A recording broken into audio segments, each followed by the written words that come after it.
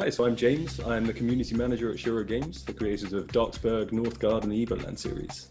So James, let's talk about Darksburg. Like, what is this game all about? Yeah, so initially we kind of conceived Darksburg as, we're going from the very beginning.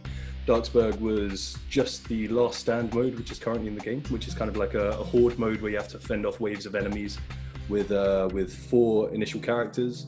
We kind of built off from there as we started seeing how we could move more towards almost like a Left 4 Dead-esque kind of game, where you'd move through specific environments, linear environments, fight off zombies, fight off super zombies, which are called revenants in the game. And that's kind of what we released to the public in the first early access build. Over the course of early access, however, we were intending to bring our community in and kind of use them to help us shape the game and move it forwards.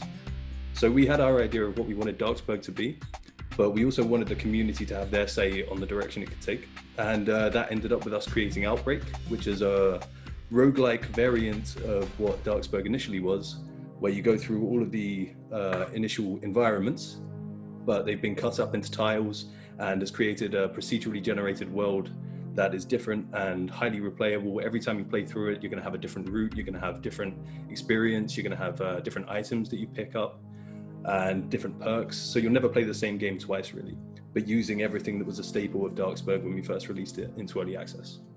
If you talk about, like, the thing I really like about this game is its like art design. It's very dark gothic fantasy, but also has some like steampunk elements for some of the certain classes. Oh, yeah. I just really love the design overall, the art design. Well, it's because Darksburg kind of came from a committee. It was the game. It was the first time in the studio where we'd kind of not just put it to the community, but put it to everyone in the studio as to what they wanted Darksburg to be. So there was a lot of people and kind of a design by committee, but not quite, kind of throwing around ideas and seeing what would stick and what we'd like to see. And with that, we got this kind of unique take on the world, and it's kind of, yeah, it came out really well, and it touches on a load of different genres and a load of different styles, and that's something that really kind of defines Darksburg as a game. While some dungeon crawler games do have physics, yours have a lot more physics. You actually have like push mechanics that like actually work out, but you push enemies away and stuff like that, and I think that's really interesting. Yeah, that was a lot of work for the developers. I've heard them arguing with each other and talking about how hard it's been to implement a lot of this stuff with the engine that we're using. We've really pushed it to its limits in what we've been able to achieve with Darksburg. So there's a lot of really cool things in there that like you said, a lot of people compare it to like MOBAs and stuff like that. And we've taken a lot of inspiration from MOBAs and then tried to kind of build off on that and give it our own spin, if that makes sense. Talk about, like, so your game's all about classes. Talk about some of these really awesome classes you have in the game and what some of their abilities and specialties and attributes are and stuff like that. Okay, so we have Rose and Twig, who are the kind of long-range distance marksmen. Rose is a bounty hunter. Twig is a chipmunk. So they kind of go hand in hand, obviously. She's one of the characters that's able to kind of stand back and pick off the zombies and pick off the revenants from distance. Every character has unique skills and traits. So they all have 3 normal kind of activating abilities and then 1 special activating ability. Rose, she has a long-range shot that you can charge up. She can also throw the chipmunk to maul the zombies.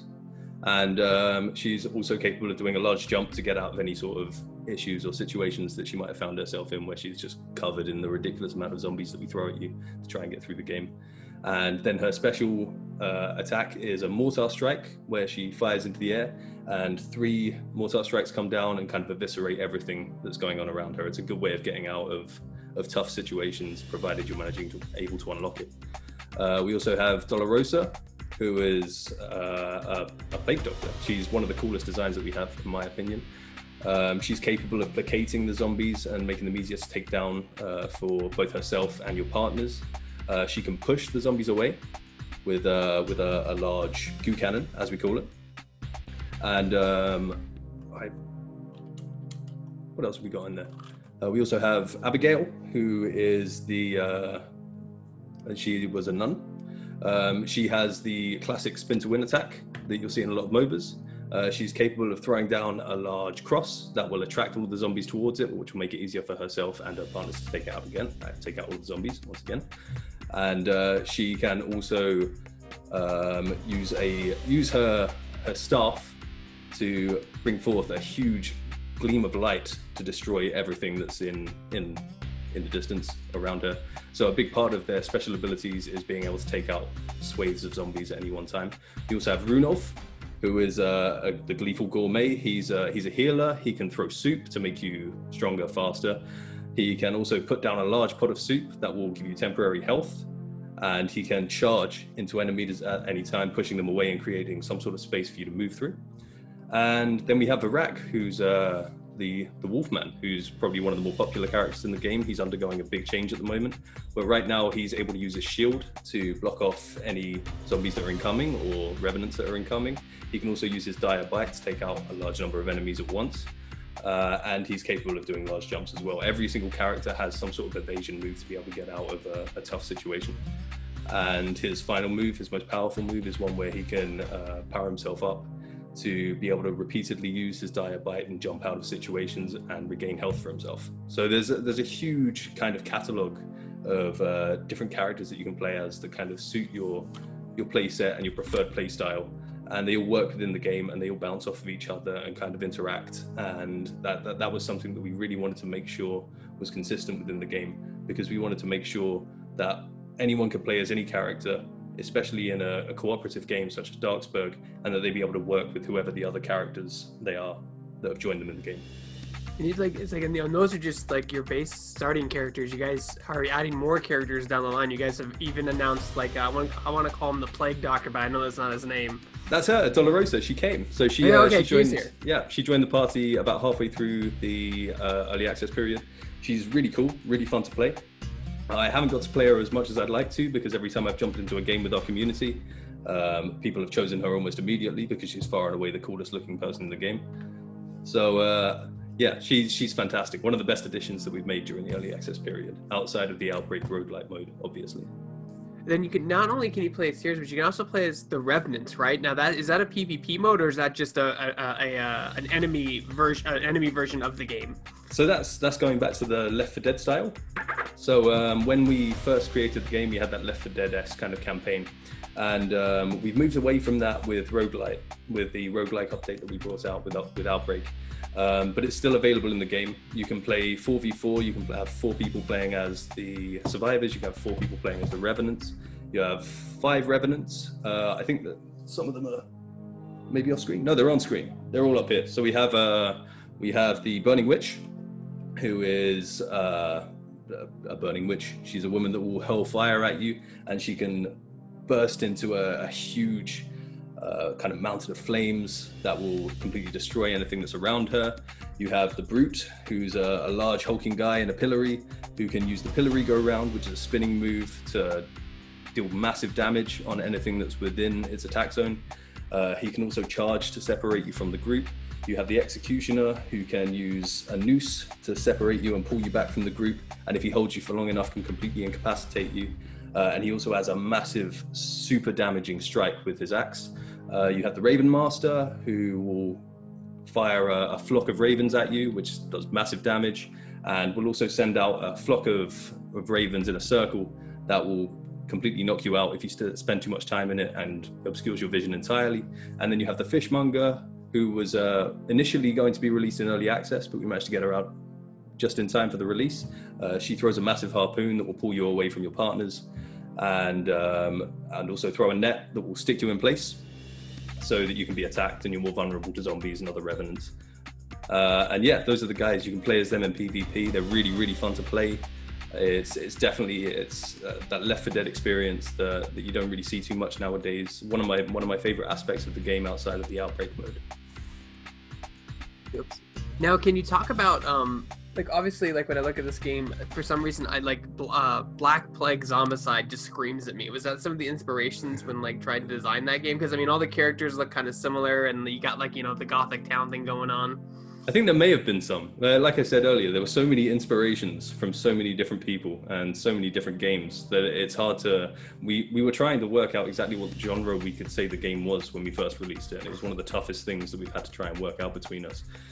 Because there were so many inspirations. There were so many different types of games, from MOBAs to kind of arenas to roguelites, to top-down kind of dungeon crawlers and ARPGs and stuff like that, that we really struggled with exactly how we were going to kind of approach messaging this game to people and saying what it is, because we just took it from so many different places. There's so many little bits of games that have come into it that we've tried to smush into a cohesive experience that's enjoyable for everyone, where people can see those influences and enjoy them for what they are without detracting from what Darksburg is itself and its own identity.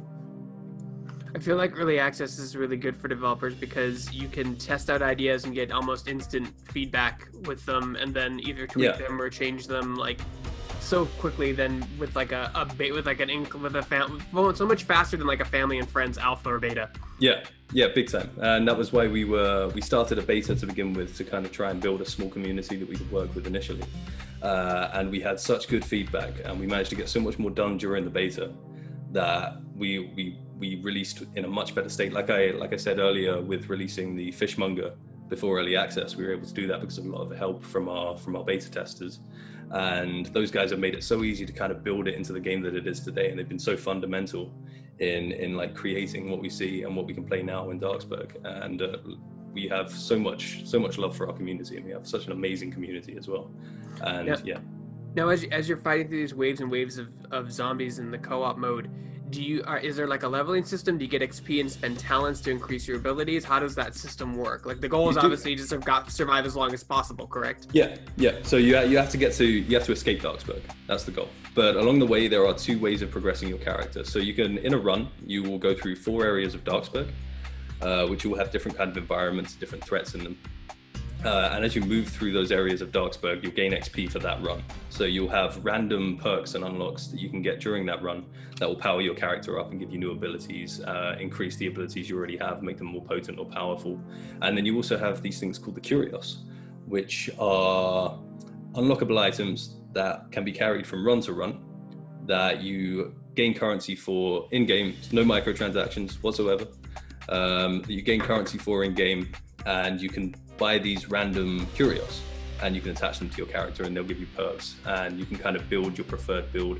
The more you unlock the curios, the more you can test out what works with your character and your play style and stuff, and you can carry that from run to run. There are 60 curios at the moment. We're talking about maybe bringing in more, depending on what the community interest is and the kind of cool builds that we'll see. We've already seen some amazing ones that pretty much kind of break the game, so we've had to kind of tone some of them down a little bit. But the creativity of our community with these unlocks is insane, and it's really cool because it really does give a different flavor. The curios can change a character from one speciality to a completely different speciality, kind of negate their main abilities and push them in a completely different direction and roll within the group. I remember that was a conversation I had back in the early 2000s with a friend, like 2001 or 2. I was like, what's the point of Diablo 2? He's like, well, you want to break the game. Yeah. So like that was the goal. You just wanted to break the game. You wanted to make your character so incredibly powerful that everything would get one-shotted and chain and do all this crazy stuff. Exactly what we're trying to evoke. So we've been literally inviting our community to try and break the game for us, and then disappointing them when we kind of nerf things a little bit. But that's game development. So you guys have been in early access for a long time, and your launch window is right around the corner for PC on Steam. Do you have any plans for console? Like, I mean, people love top-down isometric dungeon crawler-like games on Nintendo Switch. They do. All right, so the game, this is a tough one. So the game has been designed for keyboard and mouse, pretty much specifically. You can control your character with the mouse, or you can do WASD. So we haven't got controller compatibility in there just yet, but that's something that we are actively working on. And depending on the success of the PC version, and if it resonates with players and there's enough demand for it, we're more than open to bring it to consoles down the line, especially as controller support is very much on our radar and something we hope to bring in within the next couple of months. We don't have to get too sidetracked, but something I never see taken advantage of is the Switch has a touch screen and no dev uses it. You know what I mean? Maybe you could be the first person to use the touch screen. Oh, you're appealing to my ego. Yep, I'm gonna put it on the wish list. It'll happen. So where can people go to support Darksburg? Like, how can they, make sure this game is successful and help you, make more characters and sequels and get stuff like that? They can go to our Steam page and buy the game, pick up the game, play the game. Then join us on Discord, where you can find the rest of the community and our wonderful players that have been supporting us since the start, who are more than happy to set up games and join you and kind of bed you into everything that Darksburg offers. You can join us on Facebook and Twitter. I can give you all the links to all of that so that you can share them with people afterwards. We have a bunch of amazing community hubs. Most of the people are centralized on Discord. At the moment, Steam is the only distribution platform for Darksburg, but we are looking elsewhere potentially down the line. But yeah, that's where we're at right now.